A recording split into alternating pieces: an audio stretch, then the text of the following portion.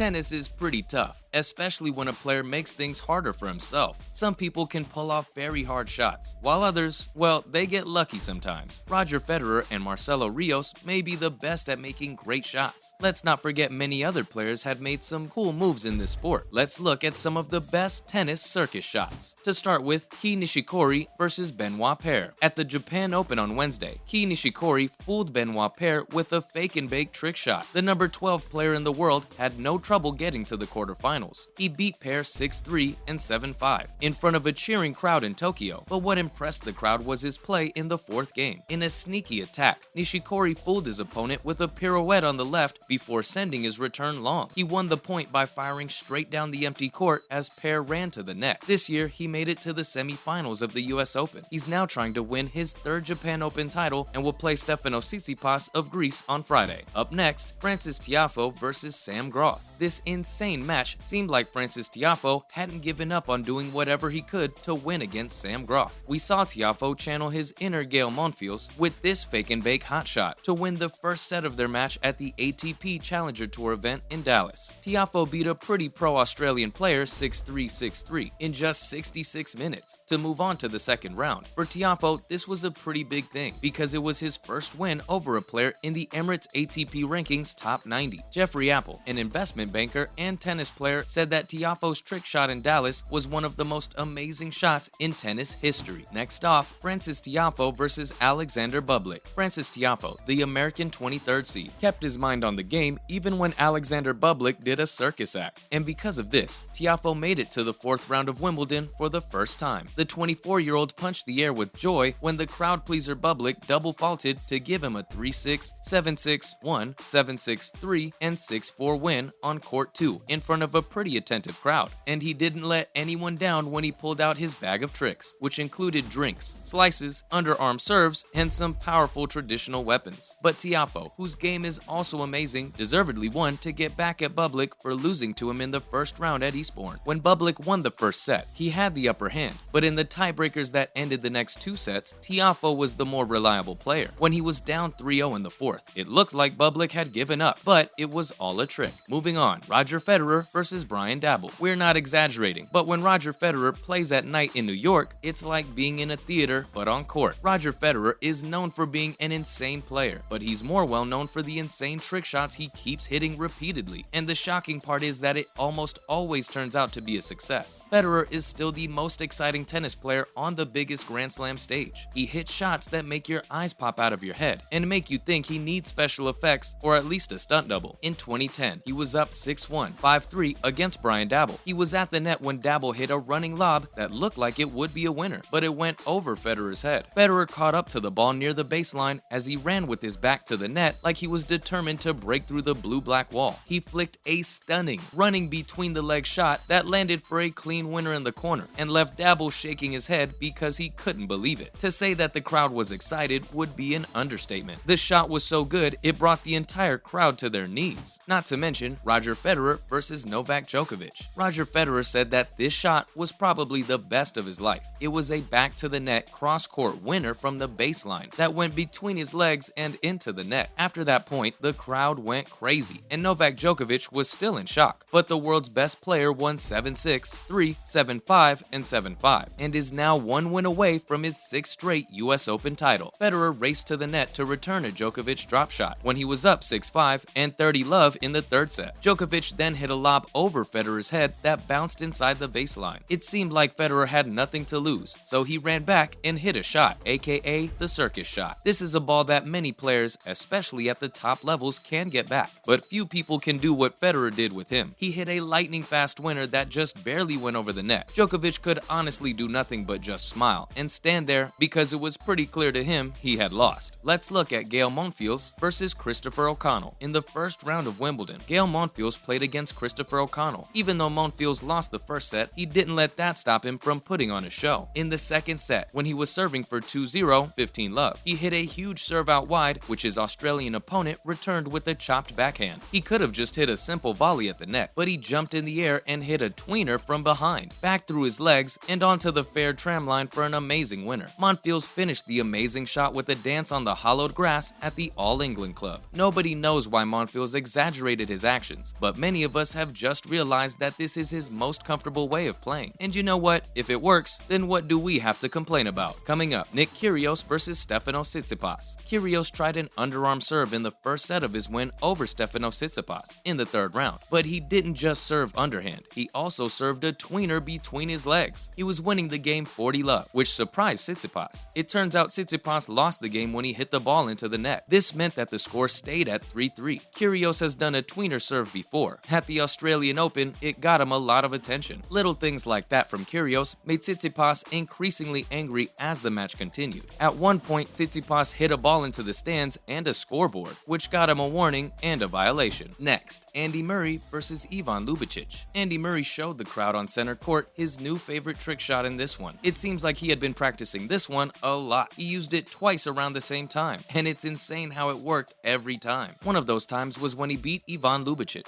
6-4, 4-6, 6-1, and 7-6, 4 to move on to the fourth round at Wimbledon. In the middle of the fourth set, Lubicic hit a short ball, and Murray jumped in the air, put his racket behind his back, and casually flicked a shot through his legs. The ball went over the net and landed for a winner across the court. It was almost the same shot that Murray used to beat Jo-Wilfried Tsonga in the Queen's Club Grass Court Tournament on June 13th. According to Murray, it was just one of those things where you had to be in the right place at the right time. Finally, Nick Kyrgios versus Daniil Medvedev. Kyrgios may have had his best game of tennis when he beat Daniil Medvedev 7-6 in 6 and 7-6. It was a close match, but Kyrgios kept his cool and won 4. In the first set, Kyrgios had trouble with his back. On Medvedev's serve, he didn't even get to deuce, let alone get a break point. In the first set tiebreaker, he was down 2-5 and 5-6 and looked ready to give up, but he didn't. Kyrgios also hit a lot of trick shots and 110 aces. His week in DC, for example, was a crash course in how to hit a front-facing tweener, an underhand serve, a drop shot while falling back behind the baseline, a no-look cross-court volley, and a 113-mile-an-hour forehand. Kyrgios showed a little of everything, from his double match with Tsitsipas on the first night to his win over Medvedev in the last round. He showed the good, the bad, and the clutch. And on that note, that's a wrap for this video. Which trick shot is your favorite out of all of these? Let us know in the comments below. Also, give this video a thumbs up and subscribe to our channel for more videos like this. Thanks for watching, and we'll see you in the next one.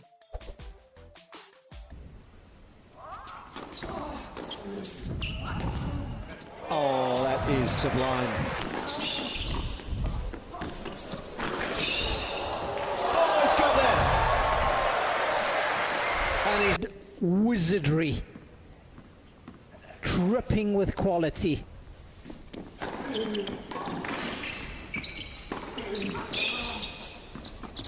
That is out of this world.